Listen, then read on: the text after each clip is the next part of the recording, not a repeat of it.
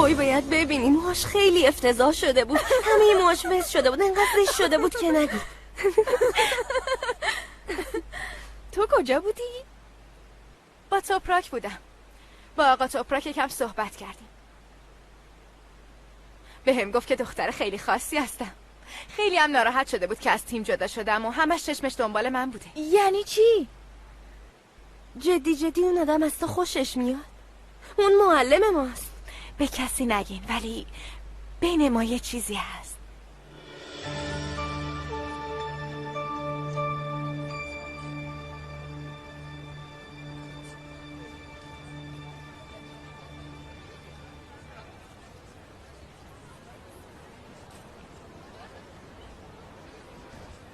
گونه برو پی کارت، حوصله‌تو ندارم، میخوام تنها باشم. تو رو خدا یکم صبر کن. به اندازه کافی حالم بده. چی ناراحتت کرده عزیزم؟ برو به مامانت بگو برات حلش میکنه.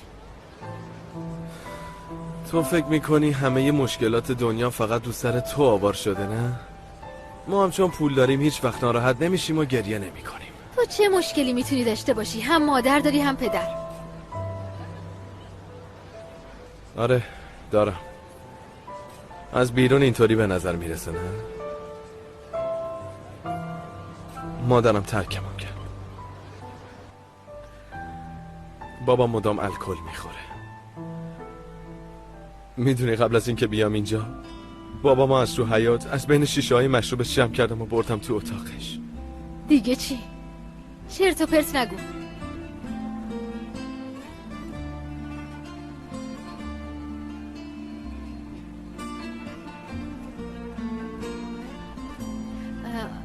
قسم بخور. یه چی بگم؟ اینا بین خودمون بمونه باشه؟ به جنگ اینام نکن. مسخرم میکنم. نه بابا، برای چی بگم؟ یه چیزی بپرسم، مامانت برای چی از خونه رفت؟ به خاطر بابا. هر وقت نصف میکرد عصبانی میشد تا صبح داد و بیداد میکرد. وقتی هم از من عصبانی میشد تو زیر زمین زندانی میکرد. بعدش هم مامانم گذاشت و رفت. مامانت واقعا ترکت کرد؟ خب هر از گاهی تو فیسبوک بهم پیام میده. شما دیگه چجور پول داری هستین؟ بابا الکلی مامانت هم از خونه رفته، چطور ممکنه؟ خیلی بدهکاریم. به زودی بابامو میبرن. منم بفرستن یتیم خونه تعجب نمی کنم. شما اونجا جا داری؟ نه، اونجا فقط دخترون هست. آها که اینطور.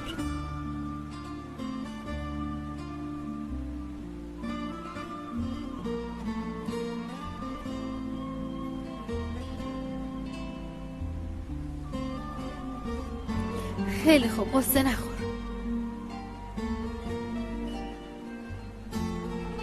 همه چی درست میشه.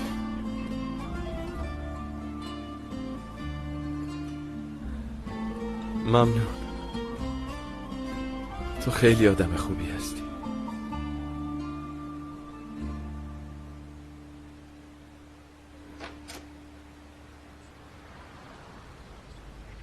گرسنه‌ای کمال؟ میخوای یه چیزی برات درست کنم؟ میخوای برو همون، آبم گرمه، یا میخوای برو بخواب، ما هم سر و صدا نمی کنیم. همین که به خیر گذشت کافیه، چیز دیگه ای نمیخوام.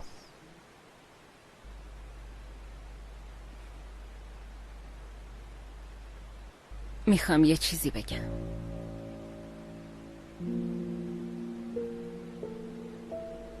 از کجا فهمیدی چه بلایی سرم اومده؟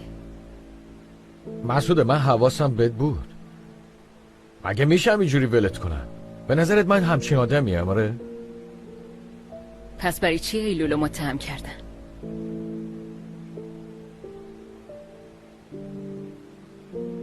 دخترم تو برو تو، برو.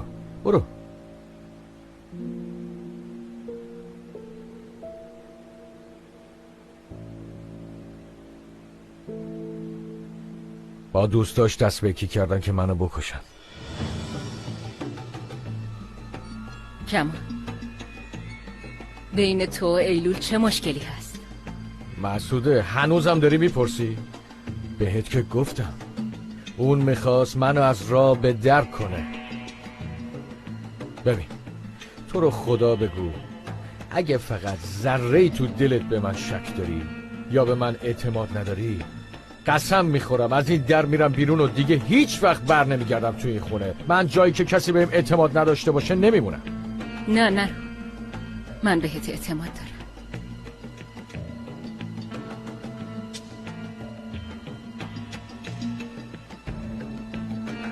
پسرم کجاست؟ خونه خواهرت. بهش زنگ بزن، خوشحال میشه. بگو بچه‌رم بیاره. باشه زنگ میزنم.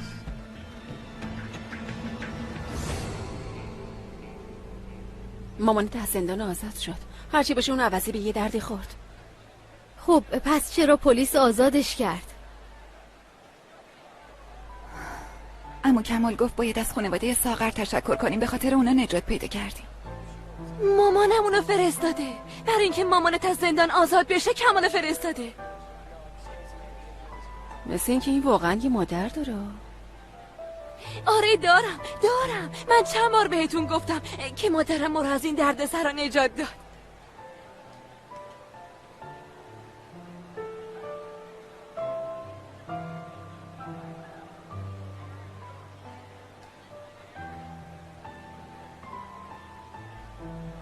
مامانم آزاد شد. عمو کمال اومد اداره پلیس، وقتی دیدن زنده است مامانم آزاد کردن. خیلی خوشحال شدم.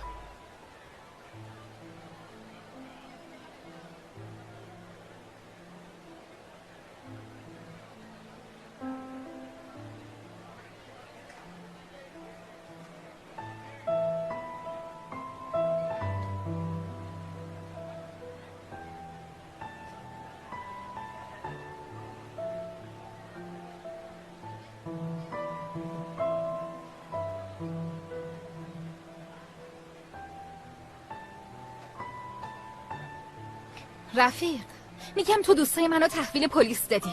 فکر نمی‌کنی کارت زشت بود؟ درسته که کار من خبر آوردنه، ولی اینقدرم دیگه زیادیه. چی شده؟ چیزی نیست. تو نمیخواد دخالت کنی.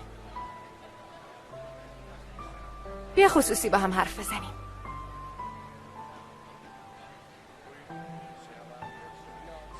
منم از کاری که کردم پشیمون شدم. تازه پلیسم که آزادشون کرد. نمیخواد بزرگش کنی. بیا لطفاً از این به بعد اینطوری به کسی بدی نکنیم. این که تیکه بندازیم یا مسخره کنیم باشه، اشکالی نداره. خیلی خوب نمی‌کنیم. راستی تو به داورا گفتی که میخوای از مسابقات انصراف بدی؟ نه انصراف نمیدم. به نظرم باید انصراف بدی.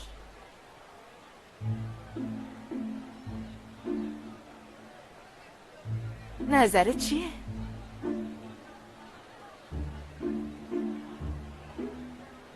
این چقدره؟ فکر کنم 500 تایی است. باشه انصراف میدم. مسابقه مهم نیست، من به پول احتیاج دارم. بده عزیزم.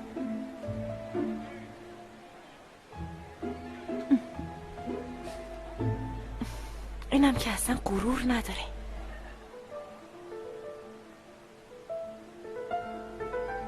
بهم گفت دخترم عرق کردی، لباستم نازک مریض میشی. اون لحظه موبایل دم گوشم بود. داشت منو میدید. فکر میکنم تو همون خیابون توی مغازه بود. حالا باور میکنین که یه مادر دارم؟